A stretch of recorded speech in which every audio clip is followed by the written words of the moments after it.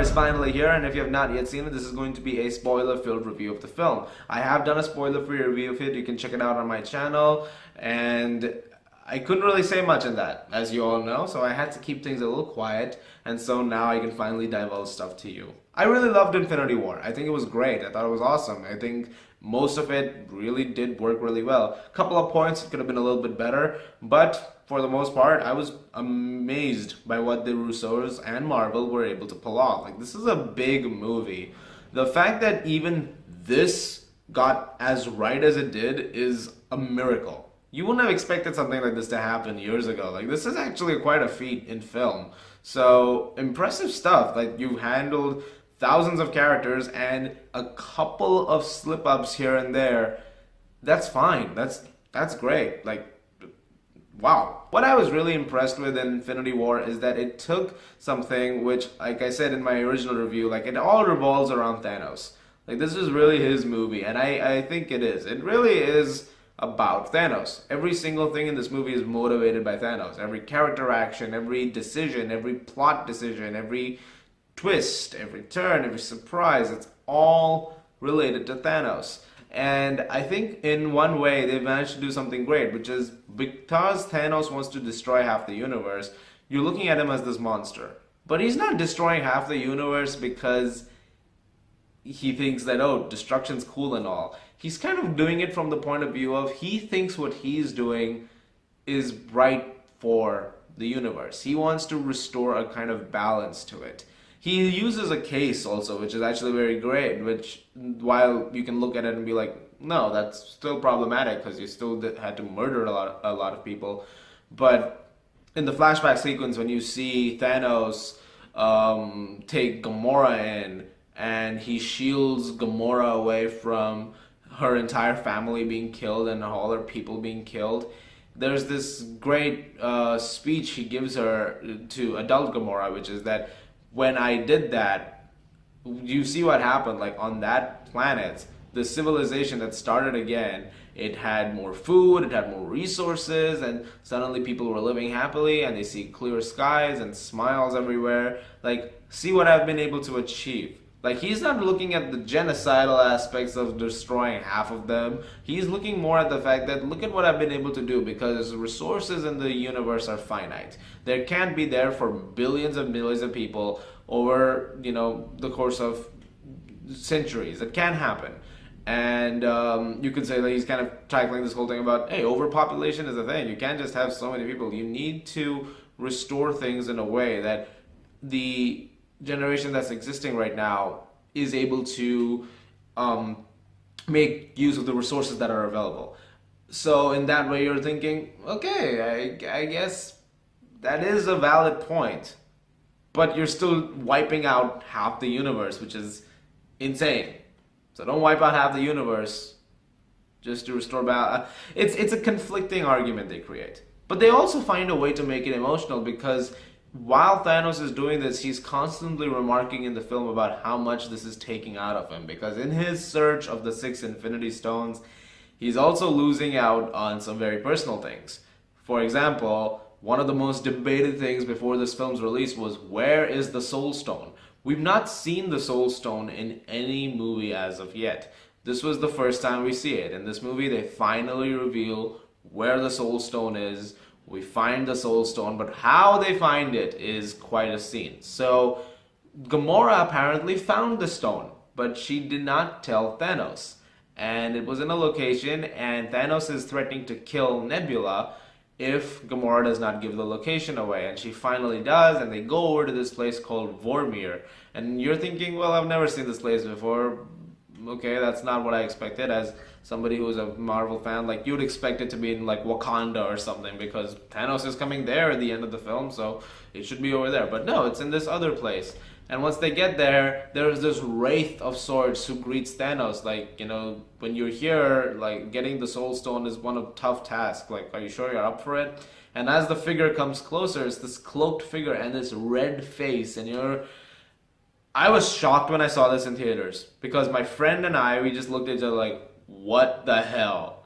It's Red Skull. It's Hugo Weaving. And I had no idea that this was going to happen. So somehow in first Avenger, like we know the fact that Red Skull disappeared with the Tesseract, and Tesseract is a space stone and it transports you to places, someplace in the universe. Somehow the Tesseract transported him to this place, Vormir, where the Soul Stone is, and it can be found. And so when Thanos gets there, Red Skull tells him that in order to get the stone, you have to sacrifice your soul.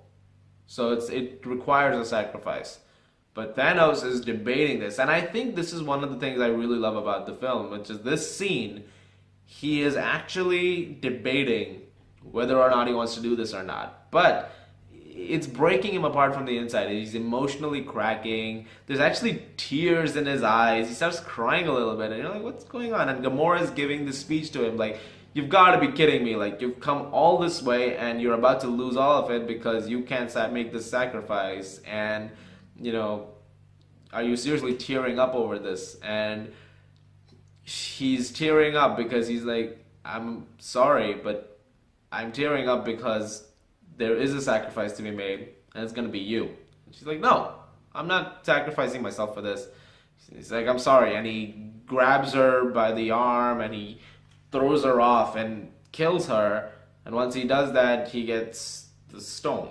And that was a really sad scene, actually. Like I was amazed that they actually decided to kill Gamora in this movie, because you'd think that with the daughter of Thanos something would happen, but wow, that was actually a very affecting scene. But they found a way to use that angle very well, this whole father-daughter angle of sorts, because while he's tearing up in that same flashback from earlier, there's this great moment where he shields her. When he's shielding her from all of this, he gives her this little knife, and he's like, in the universe, everything, your knife needs to be like this. And he puts the knife on his finger, and it's like balanced like this. And he says, perfectly balanced. Look at how it is. It's as all things should be.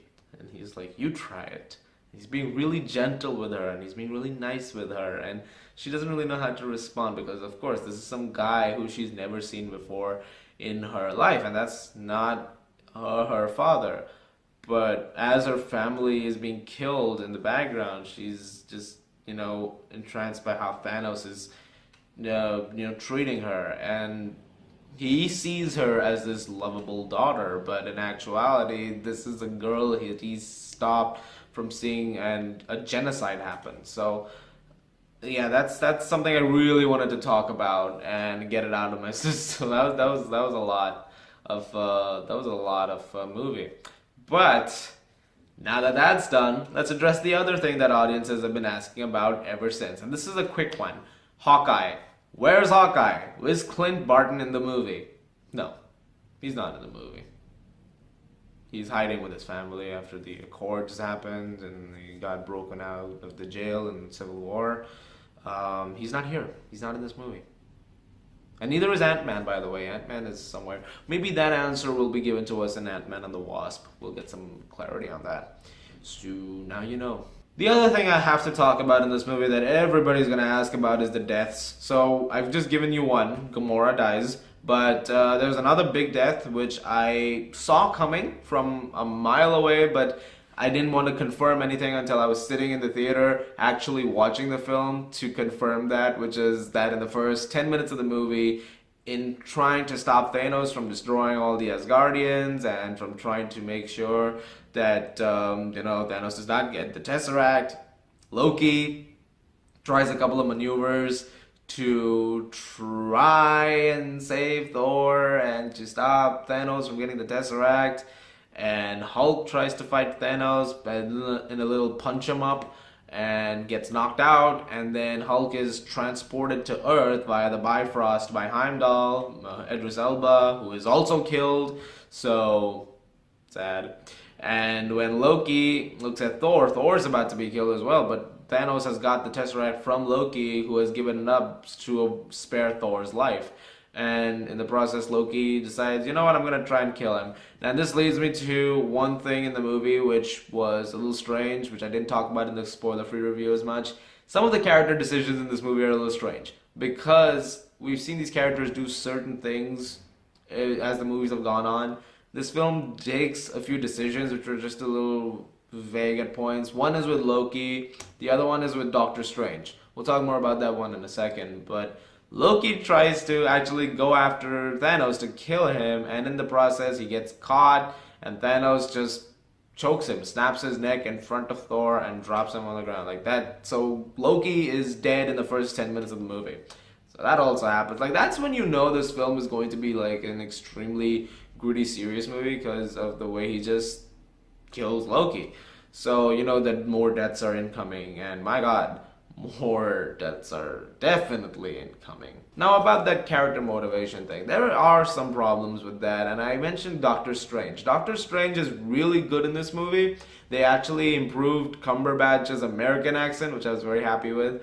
But one thing that Doctor Strange does in this movie that some people will be okay with, some people will be a little questionable about, is the fact that Doctor Strange in this entire movie is trying to do the best he can to avoid the Infinity Stone, the Time Stone, get to Thanos. And he's trying to keep it away from him as much as possible, but in the process, Doctor Strange, when captured by Ebony Maw, one of the Black Order members, he's on his way to Titan, which is where Thanos is from. And so when Doctor Strange gets there, it's like, oh, the Time Stone is in Thanos' reach. Like, that's the one thing we don't want to do, Stark, and what are you doing? And on the ship is Spider-Man as well, who now has the Iron Spider suit. And now in the end, you're thinking, okay, so they're going to do everything they can to make sure the Time Stone does not get into Thanos' hands. However, unfortunately, Doctor Strange, in order to spare Tony Stark's life in the fight that ensues, because Stark gets stabbed through the stomach, and you're like, oh god, this is the end for Tony Stark. Just when you think it's all about to be over, Doctor Strange is like, look, I'm going to give you the Time Stone. If you spare his life, you can have the stone. And he gives Thanos the stone, which was a little questionable because Doctor Strange's entire character is, we got to protect the Infinity Stones, we got to protect the Time Stone, we have to protect the Sanctum. And it's just like, okay, that goes out of character. Like, this should not break you. You don't know Tony Stark. Like, why do you give a damn about this guy? But okay, fine, whatever. Like, they had to do it. They had to do it. It's one of those things that I can overlook, though, because okay, you have to make a plot progression. I will excuse the fact that that decision was made. If I'm jumping back and forth a lot here in this review while talking about things, I apologize, because there's just a lot, and I'm trying to process all of it as much as I can with however long I have in this video. So the other thing I wanted to talk about is Thor. Thor in this movie could be considered... Sorry, it was a plastic bag. Thor in this movie could be considered the second lead character of the film to an extent because of, you know, his importance to the story. Because Thor's lost Mjolnir and he's lost an eye in Ragnarok. He does have his lightning powers though. Because he's kind of in this weaker state, he's trying to go to this dying star, Nidavellir, and I believe that's the name of it, going over there to forge a new weapon that could possibly result in the killing of Thanos. It's kind of like the Titan killing weapon, and it's called Stormbreaker. But Stormbreaker needs to be forged, and the star is dying, and the person who works it is played by Peter Dinklage. And so the only way to get the weapon made is that you have to get the star working and the forge is working again in some way or the other. But, you know, it takes a certain lever and certain mechanisms to do so. Like, I actually really liked that bit. I like the fact that this was actually a rather tensely done thing. It could have been very simple, like, okay, so the entire plot of this movie hinges on getting a star working again. It's like, yeah, it's a star. It's a star. Like, it's a big thing. And so the hammer is forged, but Thor has to do it all manually, and he loses a lot of his strength in the process, almost dies. And so when the weapon is forged, it needs a handle, and, you know, in trying to get a handle, Groot just extends his arm, makes a handle around it, and snaps his arm out, and it's a handle now. And Thor uses it, and he comes back fully powered up and with a new eye given to him by Rocket, which was actually a really cool thing. and he's ready for battle. Like I think Thor was handled very well in this. He still had the classic Thorisms that we've seen in movies before, but he also had some of the humor we saw in Ragnarok, which I really appreciated. So it was a nice way of the two tones coming together in this very good way. I really liked what they were able to do with that. They also had this great running joke with Thor and Star-Lord, which is this whole thing about, muscles and attractiveness, and I thought that was actually really funny because everyone's admiring how good looking Thor is in the movie, and Star-Lord's just like, what? I'm good looking too. And they're like, you've put on some weight.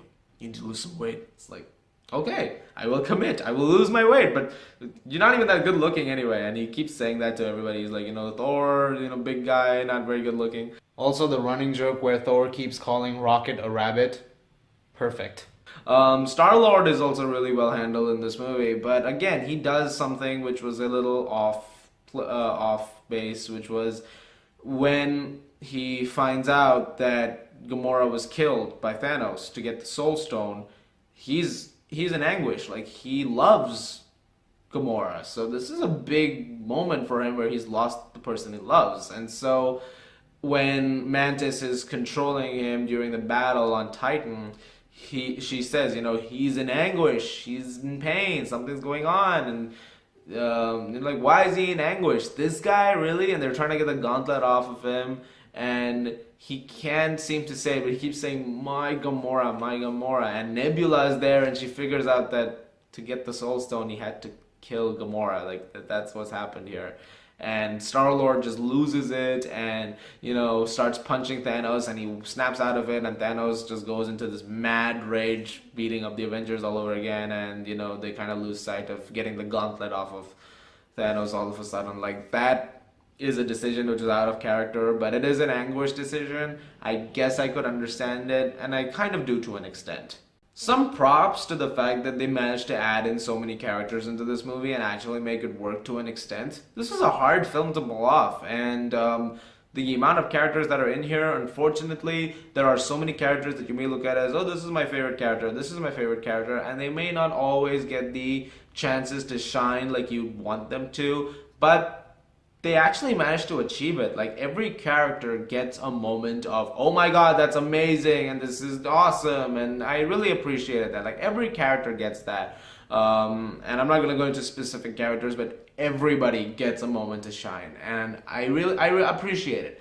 I appreciate the fact that, they managed to give one moment to everyone. Like, I think that's a commendable effort, considering how many people are in this movie. Now let's talk about Wakanda, because this brings me to a completely different plot. This is where I have to talk about Vision, because Vision has the Mind Stone. So I've talked about Doctor Strange with the Time Stone, I've talked about the Tesseract. Thanos already has the Purple Stone, the Power Stone, which was in the first Guardians of the Galaxy movie, and it was stored on Xandar at the end of that film. Xandar is destroyed, however, and I don't know what, but I don't think that scene was in our movie. Like, I don't know, is that a scene? I'm confused. Like, is there a version of the movie which released somewhere else where you see Xandar getting destroyed? Because it wasn't in our theater, or maybe they just didn't make that scene, or maybe that's a deleted scene that'll be on the Blu-ray. But because he already has those stones, and he gets the Reality Stone from the Collector on Nowhere, which is also in the first Guardians of the Galaxy movie, like, because these stones are coming together, the Mind Stone is really the last stone left, because Thanos has 5 other stones. And so Vision, because he has that one last stone in him, he needs that stone to be extracted from Vision's mind. And so in the process, Vision is trying to make sure that Thanos does not get the stone. The only person in the entire universe who has the power to take the stone out in a way that, it works almost, is Wanda. So Wanda and Vision love each other and they're living together, but Vision realizes that the stone needs to be destroyed, and the only thing that can destroy it is Wanda's powers. And so it was created, like, the stone created Wanda, and Pietro Maximoff actually. So it's important that that the only one who can destroy it is the person who got the powers in the first place.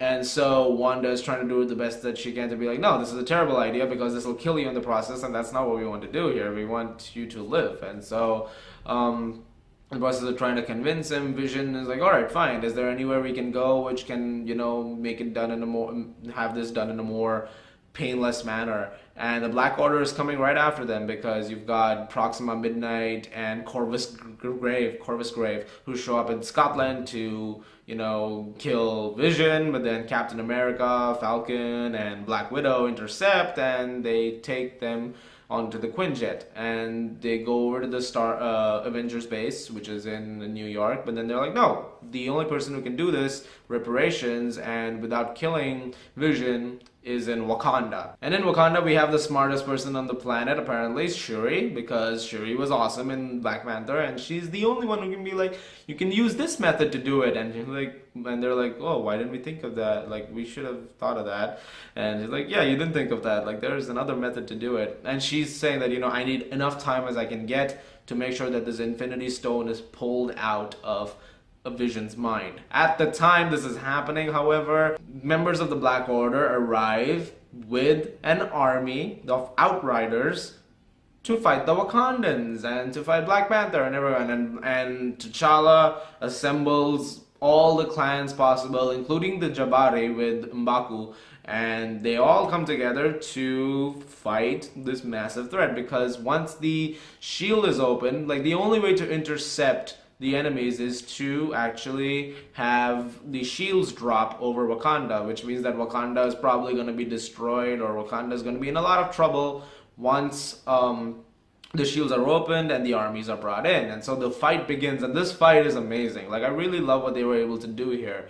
And they keep cutting back and forth between Thor's storyline at this point and Titan, the fight with Iron Man and Thanos and all. So while all of this is going on, Shuri's trying her best to get the Mind Stone out, but the Black Order is coming closer and closer, and Vision intercepts Corvus Grave, and the fight begins between the two of them. But Vision is very weak at this point because the Mind Stone is already overpowering him. He's not being able to heal through injuries as much anymore. He's been stabbed and shot at, and Vision is not the best in this movie. So he's really coming down to a very humane level almost. And as the Black Order is coming closer and closer, the other members of the Avengers are trying to do the best they can to get them off Vision. But Vision realizes that the only way to do this is that the stone has to be destroyed. And so as Thanos arrives for the last stone, Wanda uses all her power and shatters the stone in Vision's mind. However, as that happens, Thanos is like, yeah, well, you're out of time. And he takes his gauntlet and he reverses time with the time stone, and he plucks the stone out of Vision's head and kills Vision, places the stone inside the gauntlet, and now he has all the stones. And Thor comes charging at Thanos with Stormbreaker and stabs Thanos in the arm, trying to destroy the gauntlet. And Thanos he's just like in pain all of a sudden, and he looks at Thor and says, you should have aimed for the head. And he disappears, snaps his fingers, and as he does that, suddenly it all goes quiet. And you're like, what just happened?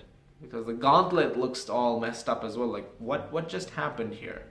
And as they're trying to contemplate what happened, suddenly heroes start to disappear. One by one, heroes are disappearing. Certain heroes, not all of them, but Wanda disappears.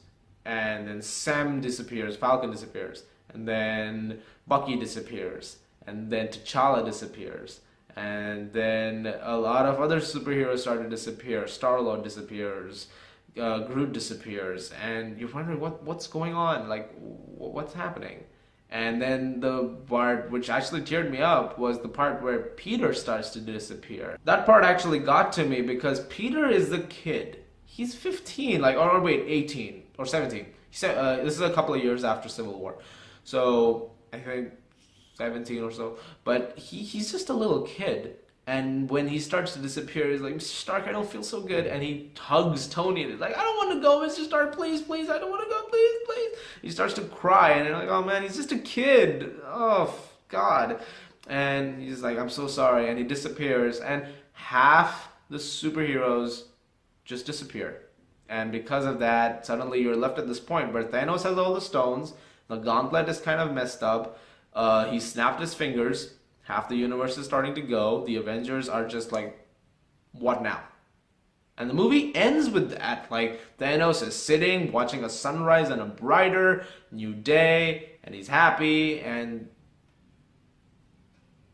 where do you go from this? This is the point of the film where I was shocked. A lot of friends of mine asked me after I was done with the film on social media and all, like, how was the movie? How was the movie? How was the movie? I was like, I need a minute to process this because I just saw half my superheroes just disappear. Like, what the hell was that? So, what just happened there? I have no idea where the hell they're gonna go after this is over. There are those behind the scenes images of Avengers 4 where you can see them in the middle of the first movie. I don't know what that's all about, but it just makes you realize that for the first time in a Marvel movie, you have no idea what the hell they're gonna do next.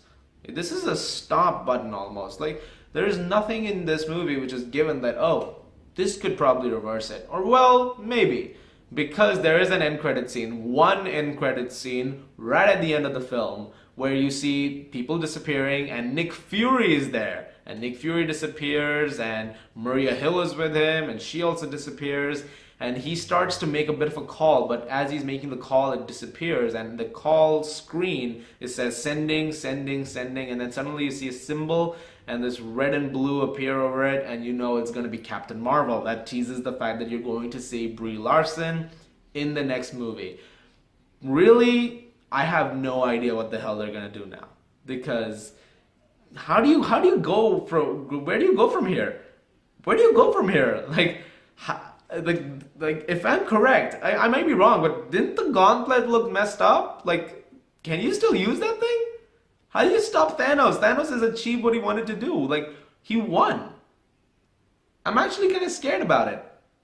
In my process of thinking about what else I can talk about regarding Avengers Infinity War, I have to talk about the team because I didn't really talk about them in the original review. Because there's so many new characters being brought together, the integration actually is pretty seamless to an extent. You see these character combinations actually getting along pretty well, and for a movie like this, that's amazing. Like, you care about the movie because you care about the characters. I feel like this movie would have not mattered as much had you not cared a lot about the characters. Like, you needed to have some emotional connection with all of them, and you do, because I think that's one of the things that really works about this film, is just the fact that you understand where each character is coming from and what their motivations are emotionally, and I think the arcs are handled well for whichever characters are there. Like I already said about Star-Lord, I really like the fact that he's anguished. But even before that happens, like when they go to find the Reality Stone from the Collector, Benicio del Toro once again, Thanos is looking down on him and is like, where's the stone? Where's the stone? And Gamora attacks Thanos and stabs him and he's about to die, and you're like, oh my god, oh my god. But then you realize that Thanos has altered reality. He knew that Gamora was coming, and actually he shows that this place is not the same anymore. It's all on fire and it's all destroyed. And Thanos just looks down on her and he's like, oh, I'm disappointed. I expected more. And he just puts the stone into his gauntlet. And, he says, like, I need to speak with you anyway, so if you'll come with me. And he is starting to take her, and then he's stopped by Star-Lord, who's like, I will shoot you if you don't, if you take her away. And he's like, all right, then do it. Go on, do it. And then she says that, no, you promised to kill me in the event that Thanos tries to take me back. And so he points his phaser at Gamora, and he's unable to shoot. He's just not being able to shoot. And he's like, go on, do it. And he can't seem to take the shot, and they just disappear, and the Guardians are just there like, oh God, that what do we do now? Guys, in the end, I've talked about Infinity War as much as I can. I've tried to discuss every possible detail. I really love the film. I think it's really great. There are some interesting things in here, some very ambitious things. Not all of it sticks. Because the movie is cutting so quickly back and forth between locations and characters in the first act of the film, it is a little choppy at times because you're trying to keep up with it as much as possible. This film actually had lesser action than I thought, because if you're thinking from the trailers that this is going to be an action fest from start to finish, it's not. It's got a lot of thematic depth. It's actually very emotionally resonant that way. So I was really impressed with the fact that they were able to achieve that. Like this was actually a very amazing film in that sense. I guess they could have refined it a little bit better with that first act, just ever so slightly. There's 3 major action sequences in this film, which are spread out. Well, 4, but one of them is the 2 of them are taking place at the same time. So 4, and because of that, like it's spread out act-wise in that sense, but it's really effective. It's effective stuff. I really enjoyed it for that, and I mean, I really think the movie's great. I think the movie's really great, and I think the Russos have pulled off something commendable here. Like, this is a massive achievement, and it has to be appreciated, like, and respected. You can't pull this off like normally as any filmmaker. You have problems sometimes with short films where there's like 10 people in a crew. This is thousands of people over 10 years. And the fact that 10 years later, Marvel still hasn't made one movie that's bad. Like, every movie of theirs is pretty solidly acclaimed. Their lowest critically acclaimed movie is still pretty decent acclaim. It's like, when you look at all of that, like, it's amazing that this is still going strong, and I'm impressed. I've said that word so many times, but it really is impressive. Guys, thank you so much as always for watching. This video is running way longer than it needed to. As always, if you like this, please do subscribe, and let me know what your thoughts are on Infinity War. What are your thoughts on the movie? What did you like? What did you not like? Let me know in the comments below. Be mindful, because there are chances that people have not yet seen the movie yet, so label it with spoiler alert and then give your comment, and then I'll talk to you in that sense. As always, if you like this, please do subscribe, and I'll see you guys at the movies.